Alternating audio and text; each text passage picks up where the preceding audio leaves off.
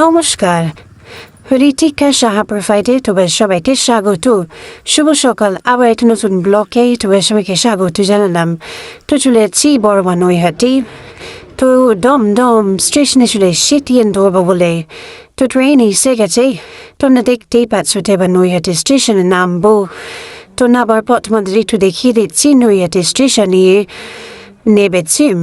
এবার মায়ের দিকে বেরোবো, এবার মায়ের মন্দিরের দিকে এগোবো।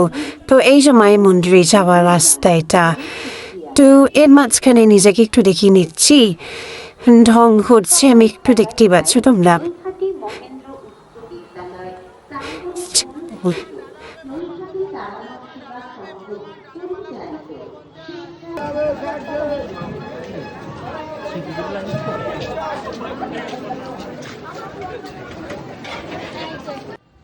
তো এবার ডালা কিনে এগোচ্ছি।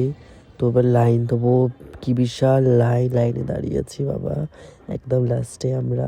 তো দেখতে পাচ্ছি এতক্ষণ পর্যন্ত কেউ ছিল না লাস্টে। তো আমাদের ঢঙি মাসিকে জিজ্ঞাসা করছি কিরম লাগছে আপনার, ও দুটো ডালা নিয়ে বসে আছে, একটা আমার একটা ওর। তো টাইম পাস করছি, একটু আমরা মজা করছিলাম, ওর পেছনে লাগছে না হালকা করে।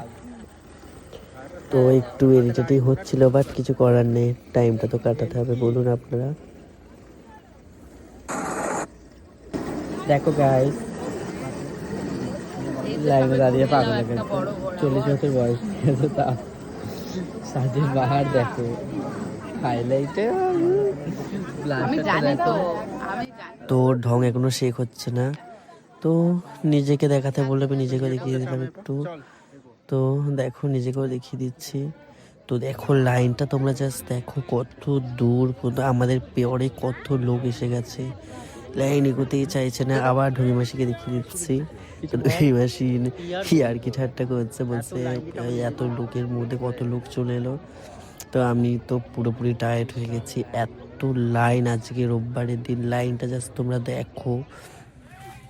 তো ঢুঙি মাসি তো বাবা খালি ছেলে দেখতে ব্যস্ত, বাইরে দেখছে কাকে পছন্দ হবে, ও বিয়ে করে নেবে, ভাবলো আজকেই বড় মার মন্দিরে ওর বিয়ে হয়ে যাবে। তো দেখতে পাচ্ছ